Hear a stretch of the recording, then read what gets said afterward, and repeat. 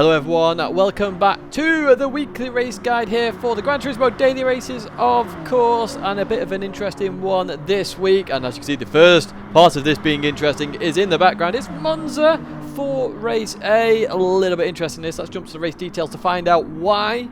We are racing 3 laps here at Monza. It is a grid start. The interesting part, of course, Monza Turn 1 grid start, happy days carnage, and we're on sports medium tyres. Now you can also see it's a Renault Clio V6. This car, very good on the brakes, however, it's very, very sketchy when the weight just moves about a little bit too much. You're going to have to be careful with that. Let's jump to the race then. I'll talk you through some tips, tricks, and a track guide as well. Here we are then at the start. You're probably going, Tidge, where's the sound? Well, I had a bit of an audio issue. The races didn't record sound for reasons unknown to science. It should have worked because I could hear the sound. However, I have attached the replay sound, so that will appear in just a second. So don't panic, there is audio. We'll get onto that now. There we go. Look, you can hear it. Happy days. Here we are then. Grid start. Traction control on 1. Very worthwhile doing here. And off we go. You can see the traction control was being used there.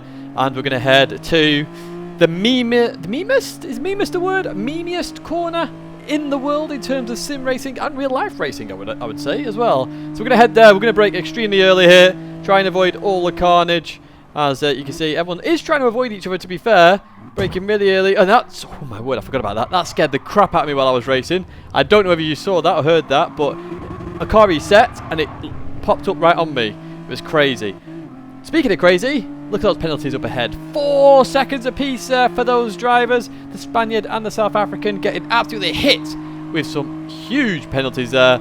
So that's their race ruined already with those 4 seconds apiece. We're going to head towards turn 2. Similar thing here. Going to have to brake early with a lot of traffic around. You see there the South African behind me. Backed off a little bit, then went down the inside. Good little effort here. You know, good clean racing. Happy days. Notice that little weight transfer there with the Clio. Just caused it to oversteer a little bit. That's going to make me vulnerable to the German on the inside there. And they're going to get me here. So 3 wide into this corner. Never worked. So I did back out of that, as did the South African, to be fair. They're a Silver Bear. As we go through Lesmo 1, fairly okay. I'm going to back out of this, of course. Not going to be able to move there. Very stupid move to place to make a move, should I say. As through we go. That we do get a bit of an advantage on Dr. New there. And we're going to go through some of these penalties. It's getting very tight here. As you see up ahead, the other German here with a penalty. So we have to go to the left a little bit here. Doctor just came across a little bit there as well.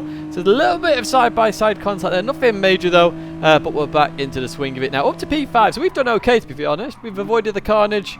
And we can continue racing. However, that's not going to happen in every lobby. I got very lucky there, in my opinion, especially with the fact that that car reset and scared the crap out of me as well. So you're going to have to be very careful here with penalties and contacts and shortcut penalties at the chicane, of course, as well as the car being a little bit sketchy as well as we head here towards the second chicane. I'm about to show you how sketchy it can get very, very quickly.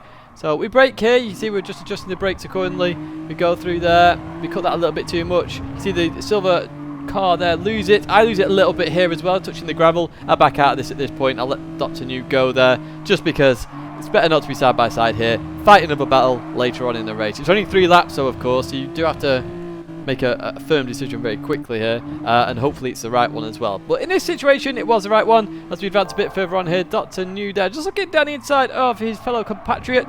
Doesn't quite do it there, and we're going to go around here. So you look at the oversteer you get in these Clios. It is quite an interesting car to drive, let's put it that way, and you can see there is quite a bit of movement. Now in terms of movement as well, brake bias can be critical here. I was on -1, but obviously it's personal preference for brake bias. People always comment, where is it? It's in the description. Check it out. It's in the description what I use for these races at this time. It was the last corner we go, side by side with the German then. A lovely bit of clean racing here. Superb driving. Lots of space left for me there. Very, very, very big thank you to you. Or Dankeschön, should I say, to the German. As we continue on now towards the track guide, of course, because you need one of those, right? For Monza. Well, we are going to be heading towards turn 1, and we are going to use our very typical brake marker here. I use this for multiple games, not just GT Sports. So if you know, you know. It's the 150 meter board. Where is it? There it is. Now you're going, Tidge, you're on the brakes early here. Yes, it's a marker. It's your reference point. If you're doing time trial, that's the board you're looking for. I'm in a race here with slipstream. I don't want to absolutely punt Dr. to Narnia. I'm braking a little bit early, half braking. And that just makes sure that I don't punt Dr. there, as he just loses it in the middle of the chicane. So through we go then, and we carry on. And that's the same with all these markers I give you. They're just references, you know. On a time trial lap, you might want to pick these out to get a better lap. That's the point of this. As we head towards the second chicane then, the end of the barrier there, where the tarmac essentially starts as well. I always use the tarmac and this barrier. Perfect little markers. Use that barrier there as a brake marker. As we come in here, you see the first German there. Just got it a little bit wrong. And, oh, Doctor goes sideways. We nearly go sideways as well. A little bit of contact there, I think. Nothing major, but unfortunately gets a penalty there. As we head to Lesbel 1 then, this one's a little bit different, just due to the time of day. But you notice there's a big space in the trees there. That's what I was actually using. Now, you use the start of the second set of trees, or second pair of trees. That's a good marker, but, you know, you can use that space as a bit of a judge. Very hard brake marker, I know. I apologise, but that's the only one I've got for that one. Heading towards this one, it's my normal one, of course. On the right hand side, the sort of the last of the nearest trees to the track. That is what I use. That's literally on line with the 50-meter board. It's a perfect marker here for these Renault Clios. And through I go. And yeah, we're going to overtake Doctor, of course, here with that 0.5 penalty. Very significant on this circuit. So 2 tenths ahead of me. You're going to see that gap rise to well over half a second. So very significant penalty that. Look at that. It's going to head towards a second, really, isn't it? Half a second to a second very quickly. Anyway, we're going to head towards the Scari then. And on the right side here, you've got the end of the barrier. Oh, look, we're using barriers all the time. We are indeed. Wait till we get to the next track guide. Anyway, end of the barrier there for a Scari. And you see I'm braking a little bit early here because I had slipstream. But you'll notice that I lift off here and I've actually slowed down a little bit too much. A little bit too much, but that's just playing it safe. So you can brake there. So through I go. I short shift here to try and get a run on the German. Obviously, there's a bit of a gear delay when you change gear. So I was like, okay, let's get 4th gear early. Let's even get the run on the German here. So the German goes to the left. I think, okay, nice. I'll go to the right. Maybe going to try some form of cutback. Maybe anticipating I'm going to go deep here in towards Parabolica, but I'm not because I'm using this brake marker. The 100-meter board, very nice indeed. You can also use the lights on either side. Lots of markers for Parabolica. I mention this every single time. But you see, I'm on the inside here. I'm going to keep it on the inside. I think they may have been expecting me to go a little bit deep. I don't know, but some good clean racing all the same. And I'm going to stick to the inside now. Does the German catch up to me before the line? This is a good test for you folks. But if you want the run to the line, no, he does not, or she does not. But that is going to be it for Monza Race 8. So not too bad in this race, but there is going to be carnage here. Don't get me wrong. We're going to head to race B now, where we head to the UK, which of course means Brands Hatch, and we are in a Group 3 cars. But this again is a bit of an interesting race. Let's jump to the race details then. We are racing 5 laps here at Brands Hatch. It's a rolling start, but critically, once again, we are on the racing medium tyres. So I think PD have heard your voice, wanting a bit of a softer compound, and we have it here. Group 3 racing medium tyres. I think this would be an interesting race if it wasn't for Brands Hatch, as you will find out as we jump to the race right now. So yes, also the sound bugged on. It sounds bugged on every race, but I applied the replay sound, which you'll hear in a second. And as you can see with the cars, the R8 is reigning supreme. Of course it will here. It's a handling circuit. But I chose the Peugeot RCZ. Just be a bit different here. BMW M6 was actually top of the leaderboard at the time by Medi. And the reason for that is the softer compound you go, the better the FR cars will be at handling circuits. Keep that in mind. So if you do want to use an FR car, maybe now's the time in this Group 3 at Brands Hatch. However, Brands Hatch, a handling circuit, I've gone with the Peugeot. The R8 is probably the best car here. Maybe the Renault as well. We're going to head towards Turn 1 and straight into the lap guide then. So, do you want a solid reference for Turn 1? Because I normally just say around about here. Well, there you have it. It's the marshal box on the left-hand side before the one board. Use that as a little bit of a reference for you. And then brake. I dropped 2 gears here to get the car turned. But obviously, it depends on what the car you use. Depends on what gear you choose. Anyway, head towards Turn 2. And we are going to use the barrier on the left-hand side there. Nice and easy one. My common one that I use. Because we're on medium tyres, one thing to keep into consideration and in your mind, if I can speak, is of course we are carrying more speed through the corners, which means we are going to hit the corners at a faster speed, which means you're going to have to brake a little bit earlier potentially. In towards Graham Hill then, and you're going to use the start the curb on the right side here. Perfect marker, but just be careful about using it as in looking at it and driving to it, because if you clip the grass there, you're going off to Narnia. Through the left we go. You see the Porsche driver just goes off there. We're going to try and look down the inside and follow the Hungarian here. And as we do that, though, in terms of brake marker on the right side, we're using the one board or the green tab or the cones, if you can see them there. Literally, if you use cones, use them. Otherwise, it's the one board or the green bit. Now, we get pushed a little bit tight here, which forces a little bit of oversteer and a little bit of contact on exit, but we all survive thank goodness, as we head onto this back straight. Obviously, this is where the FR cars, the power cars, are going to dominate very nicely, potentially an overtaking move into Hawthorns here. On the right side, you're going to use that barrier there. Just after the barrier is where I would brake, and basically you want to drop a gear and sort of trail brake a little bit in, put a little bit of weight on the nose of the car, and it'll just help you get round. You see I trail brake a little bit here, I dab the brake there a little bit more, and then I realised I'm understeering a bit, so I back off, and someone's got an Audi there, the Spaniard on the right side. However, your brake marker is on the left there, that red dab at the end of the barrier once again. Nice and easy, Brandt Hatch. Lots of these red dabs at the end of the barriers. Very good reference markers. Now, I do that very slowly, but you want to clip the inside of the curb. Porsche driver loses it, going a bit too wide on the exit. We'll come back to that later as we go through Dingle Dell. And on the right side, look at that one board there. Very rare for that board to get taken out. You've got to be on some weird ass line to get that taken out. And then you want to cut a little bit more than I did there. And then as you head towards this left-hander, on the right side, you have the first marshal, a marshal box, two other marshals. You also have this shadow, which is what I was actually using in the race as well, right in front of me. So lots of markers here. Use those as a bit of a reference point. You really want to get on the inside of the curb there. Really get on the inside. If you go further out, you're going to understeer off. Inside, it's banked. It's very helpful. Now heading towards this last corner, because we're carrying so much speed into these corners, we're actually using that green marker on the left hand side at the end of the tyres there. Normally I use the tarmac coming up where it attaches to the Indy circuit. However, we're going to have to brake a little bit earlier to get through the corner and carry that speed. So that green marker, very helpful. So that guy done and dusted very fast there. Let's head a bit further on into the race then. So you can see not much has happened initially in terms of the race other than people making mistakes. As you see Jabberwocky there in the Lamborghini having a bit of a mare of a time there. So we gain another position from another mistake. Now there's going to be a very common theme here. Not much racing, lots of mistakes. That's the only real way I can see of people making positions. As if you look up ahead, the Hungarian's about to run too wide there into the barrier. I get a little bit scared, but fortunately I survive. We gain another position. Now, the reason why Brandt Hatch is a bad circuit for this kind of combo is there's not many places to overtake. You need strategy at Brandt Hatch to really have some good racing. Occasionally you can have some side-by-side stuff, but it's rare. As we come through here, and guess what? We're going to see somebody else with a mistake. It's another Peugeot driver, actually, as they come back on circuit here. Little bit sketchy of a rejoin there, was slap bang in the middle of the track. Of course, the yellow flags were out, so I should adhere to them. But we do get in that position all the same. And now we're going to make a mistake. So into here we go. We're trying to push the limits a bit. We go a little bit too wide. Gravel picks, sort of grabs us, but we managed to come back on circuit. So just getting back to the track choice just briefly. Brandt Hatch never really a good group daily race B race in terms of Group 3 daily race B, because it's just line astern for the most part. You've seen there's not been many changes of position other than people making errors.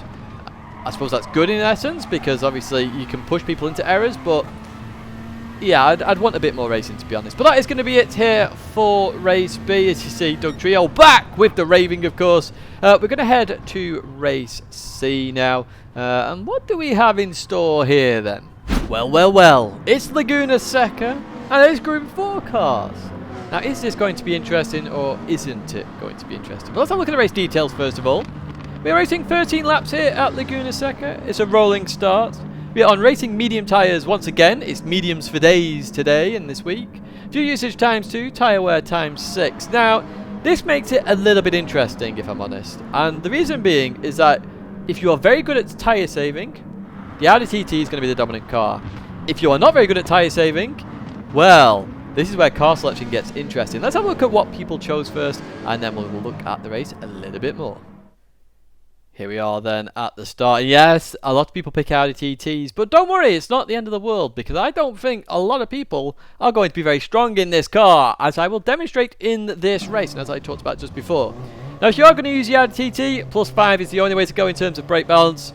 However, you can see up ahead we have a Porsche. Consta chose the Ferrari, and there's a few Megane trophies in here as well, so it's not all the end of the world. As you will see throughout this race. So we're going to start off here. Don't need traction control, of course, racing medium tyres. And as we get to this last corner, we're going to get round. And we are going to be on the back of the Porsche very quickly here of Gianni.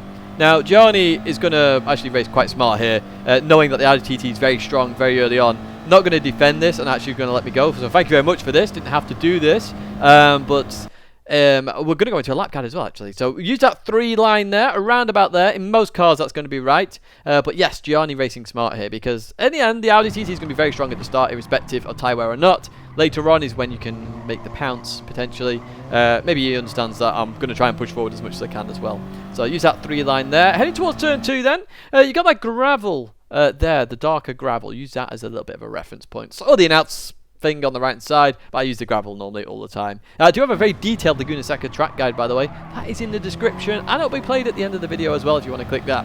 Head towards turn 3 then. I'm just going to show you here. All I'm doing is lifting off. Now, the reason I am lifting off and not just dabbing the brake at all, I'm trying to save my tyres, and that is critical for this race. If you use the Audi TT, you have to save your tyres, as I will show you at the end. As we continue through there, happy days, and heading towards this left-hander. Now, we carried a lot more speed there than we normally do in an FF car, so we're braking slightly earlier anyway, even though we're saving tyres. But the billboards on the right-hand side there, the first one, that is normally my reference point for this corner. You know, I'm braking a little bit earlier here as I'm saving tyres and just, you know, trying to manage the car accordingly, getting used to the car as well with the tyre wear. Heading up to one of the most dangerous corners on the circuit. Not the most dangerous, one of the most dangerous. And what you're going to look for is that little light grey tab on the barrier there. You could use the number 2 here as well, of course. But basically, if you brake at that grey marker, you're braking too late. Use it as a reference point, turn in. Notice how I broke at the grey point there. Ran a little bit deep there. Didn't carry enough speed. If you brake a little bit earlier and turn in, you'll understeer to the perfect part of the apex. Head towards corkscrew then, the most dangerous corner on the track, I would say. And basically the crest of the hill, so we're using the line here where the 3 board is. The line obviously doesn't get absolutely nuked if someone goes into it, so use that there. So you want to turn in early here and try and straight line this bit as best as you can. Notice how I try and straight line it there. And we're going to go on the inside of the Toyota here, nice and easy. We dab the brake here just because we're on the inside. Normally we just let the car roll through the corner. That's why I'm not stopping there for a brake marker. Now, heading towards here, this right-hander, use a 2 marker. If that gets wiped out and sent to Narnia, just use the start of the red and white bit of the curbing. Very easy here. Just because you're carrying so much more speed, you're braking that a little bit early just to get through the corner. Head towards this last corner on the left-hand side. Oh, look, we're using a light grey little marker on the barrier again. You could use, obviously, the board markers on the right side, the 3, 2, 1. You brake just after the 3 here, but I'm using that on the left-hand side in this scenario. So through we go, and that is the track guide all done and dusted. So we're going to look at some of the racing action now, as I also try and save tyres going through the field. So we're going to advance a bit further ahead into this second lap, and we're going to look at the BMW just being launched off there, Cuba.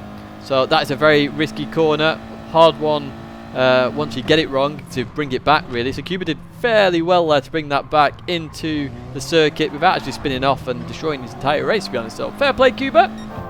You can see we're not fast forwarding here. We're going to put some pressure on Consta in the Ferrari 458 here, and in towards the right we go. Now, one critical thing to mention, and you'll see it later on, some people pit in this race because they can't handle the tyre wear of the TT.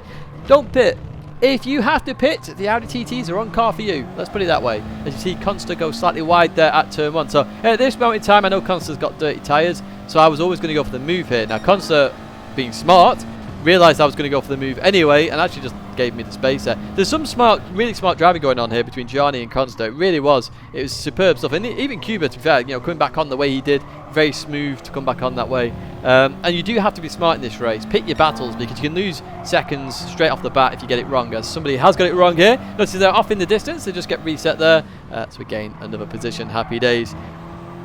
But there's quite a significant battle coming up here between an Audi TT, a Renault, and another Audi TT. So the Megane Trophy doing fairly okay here. The strongest car in terms of time trial will be the Audi TT. In fact, got a world record here a few months ago, a fair few months ago now. In fact, it was last year in the official season. But yes, the Audi TT is very strong here as we head towards turn 1. So the Megane goes defensive. The Audi looks down the inside. Megane gives a little bit of space there in the Mr. Bean machine here, the Megane Trophy. Not enough space left there for the Spaniard, so it just came over a little bit there. The Spaniard wasn't very happy. That caused a little bit of carnage. We have to back out of that.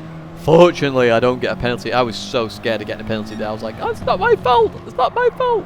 So we're going to have a bit of a race with the French driver now. And let's see what happens here. So we're really close here. So I'm going to look to show my nose. Are you going to go for it? No, not quite. But they go a little bit too deep. So that showing the nose scared them off a little bit. They tried to outbrake it. And through up into P11 we go. Happy days. And hopefully we get around this corner.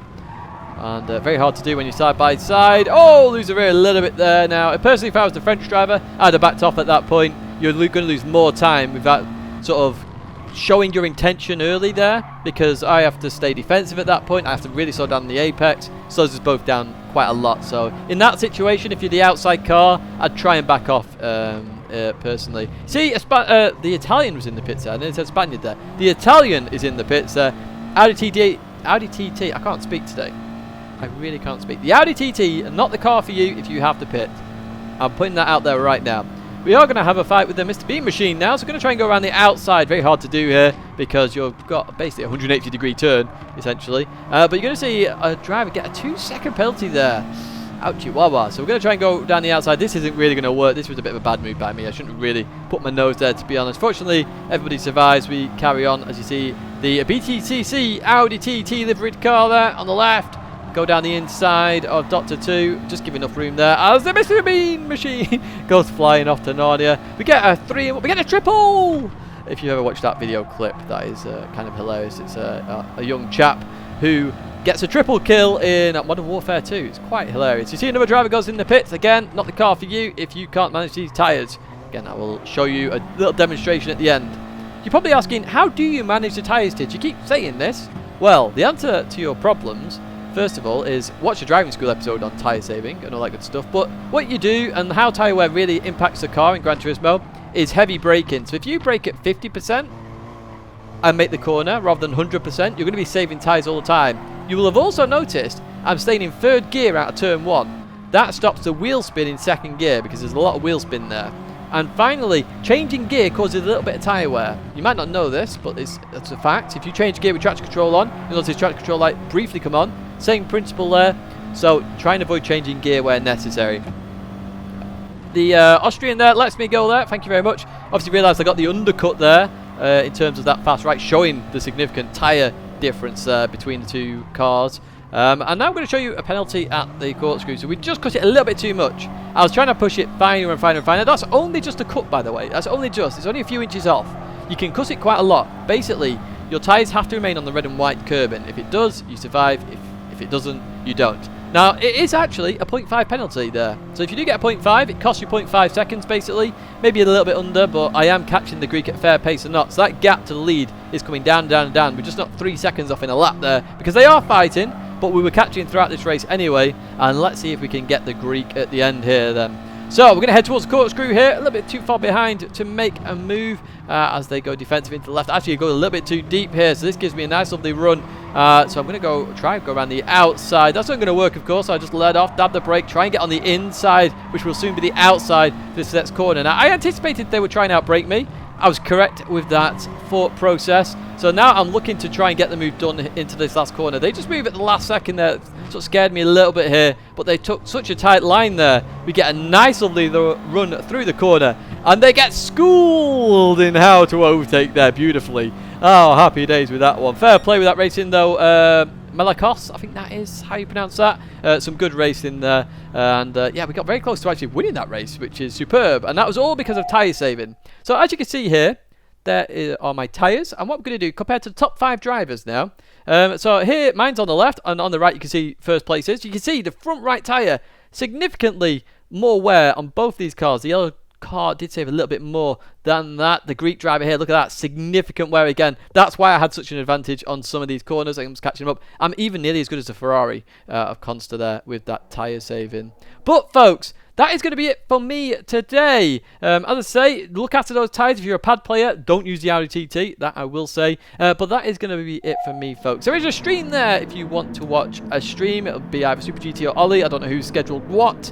My logo's there if you want to subscribe. Please do if you want to stay in touch because we're getting close to 20,000 and that's what we're aiming for. And do leave a like if you did like this video. That's it, folks. Thank you very much. I'll see you in another video or live stream very soon.